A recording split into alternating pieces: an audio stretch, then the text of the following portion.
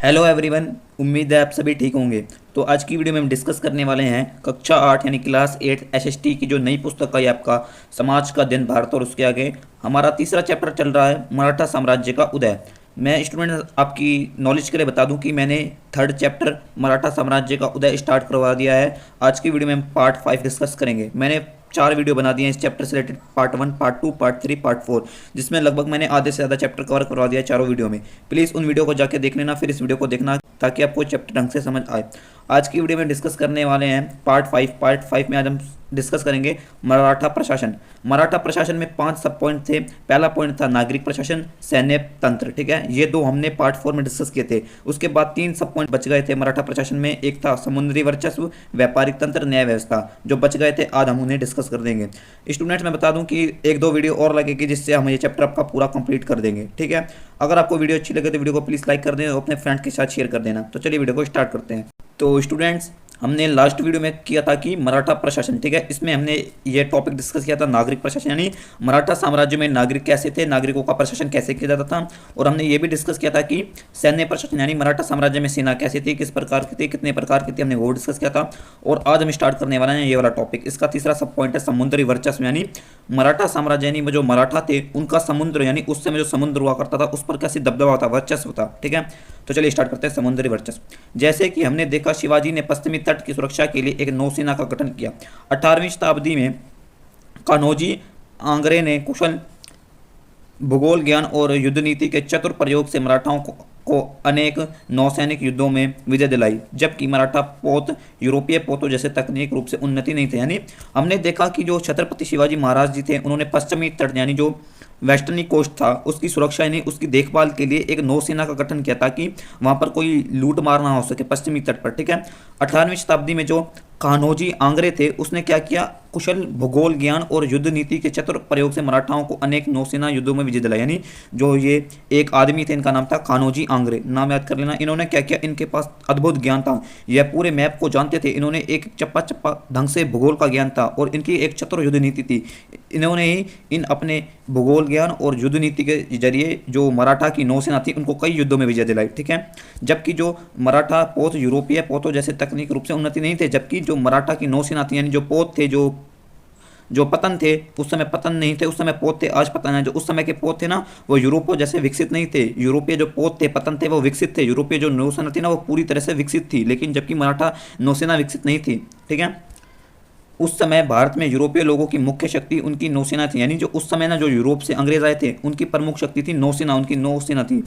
वे भारतीय को मूल्य देकर अपनी नौसैनिक व्यापार पत्र खरीदने के लिए विवेश करते थे। तो वो अंग्रेज हुआ करते थे जो यूरोपीय थे, वो क्या करते थे, भारतीयों को पैसे देकर नौसैनिक व्यापार पत्र खरीदने के लिए विवेश करते थे। यानी जो भारत के लोग थे, जो भारत के अमीर लोग थे ना, वो को जो ये अंग्रेज थे उनसे जबरदस्ती नौसेना पत्र यानी जो ये पत्र हुआ करता था, ठीक है, व्यापार का जो नौसेना करती थी उस पर जानबूझ के साइन करवाया करते थे ताकि उनको फायदा हो, ठीक है। बिना पत्र वाले किसी भी जहाज को जब्त कर लिया जाता था। यानी जो ये यूरोपीय थे वो क्या करते थे, जो भारत के जो व्यापारी थे उनकी जो सेना थी या उनके जो जहाज थे ना, जो भारत के व्यापारी थे उनसे एक पत्र पर साइन करवाते थे भारत के व्यापारियों से। अगर कोई भी व्यापारी पत्र पर साइन नहीं करता था तो उसके जहाज को जब्त कर लिया जाता था। मराठाओं ने इस प्रथा को चुनौती दी व स्वयं यूरोपीय लोगों से पत्र मांगना आरंभ कर दिया। देखिए मराठाओं ने क्या किया, जो ये यूरोपियों की पत्र साइन वाला काम था इसको उन्होंने मना कर दिया। उन्होंने उल्टा उनसे साइन करवाया यूरोपियों से। देखिए कितने वो महान थे। यूरोपियों ने कान्होजी आंग्रे को समुद्री डाकू कहकर अपनी हताशा व्यक्त की। यानी जो यूरोपीय थे उन्होंने जो ये कान्होजी आंग्रे थे इनको समुद्री डाकू कहा, ठीक है। देखिए किस प्रकार एक अंग्रेजों की जलपोतों पर हमला करते हुए मराठा पोत, यानी देख किस प्रकार से जो अंग्रेजों के जो जहाज हैं उस पर कैसे हमला कर रहे हैं मराठा, ठीक है। और सिंपल आपको उम्मीद है समझ आया होगा कि कैसे मराठाओं का समुद्री वर्चस्व था, यानी कैसे समुद्र में उनका दबदबा था, पोतों पर दबदबा था, ठीक है। कैसे उन्होंने युद्धों में समुद्र पोतों का इस्तेमाल किया। तो उम्मीद है आपको समुद्री वर्चस्व का मतलब समझ आ गया होगा। अब हमारा अगला टॉपिक है कि मराठा साम्राज्य में न्याय व्यवस्था कैसे थी, कैसे लोगों के साथ न्याय किया जाता था। मराठाओं की न्याय व्यवस्था कुशल थी, जो मृत्यु दंड का संयमित प्रयोग करने के लिए उल्लेखनीय थी। यानी जो मराठाओं की न्याय व्यवस्था थी ना वो बिल्कुल कुशल, बिल्कुल स्किलफुल थी। वो मृत्यु दंड का संयमित प्रयोग करने के लिए उल्लेखनीय थे। यानी जो व्यक्ति अन्याय करता था, जो व्यक्ति मतलब अपराध करता था, उसको मृत्युदंड भी दिया जाता था।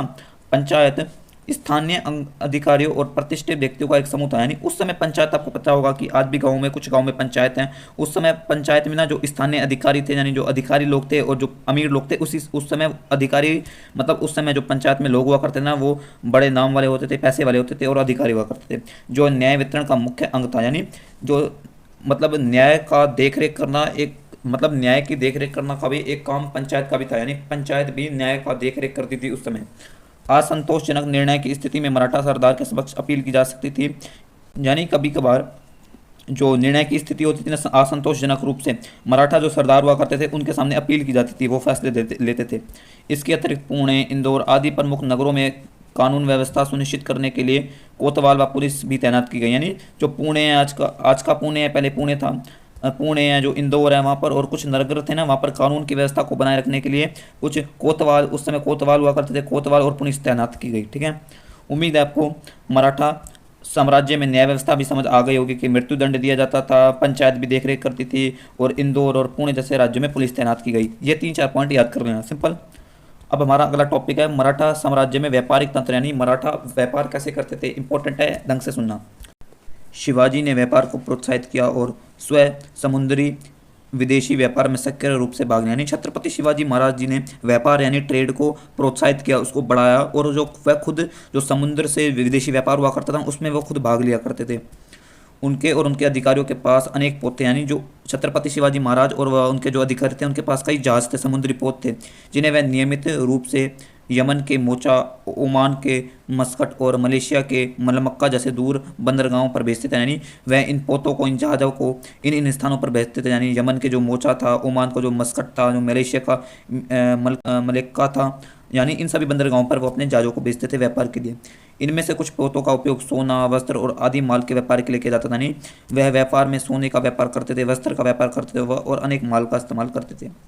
सड़कों का निर्माण और रखरखाव किया जाता था। नहीं, उस समय जो मराठा साम्राज्य था, जिस समय उस समय सड़कों का निर्माण किया जाता था, उसकी रखरखाव किया जाता था।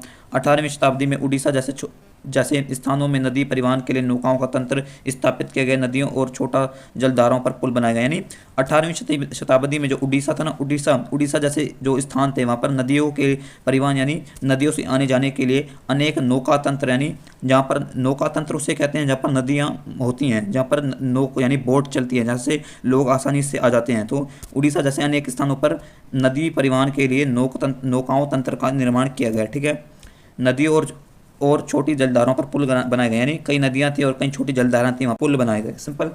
उम्मीद है आपको ये 3 टॉपिक, व्यापारिक तंत्र, न्याय व्यवस्था और समुद्री वर्चस्व, आपको समझ आया होगा। इसी के साथ हमारा टॉपिक समाप्त होता है कि मराठा प्रशासन में 500 पॉइंट तय कर लिए।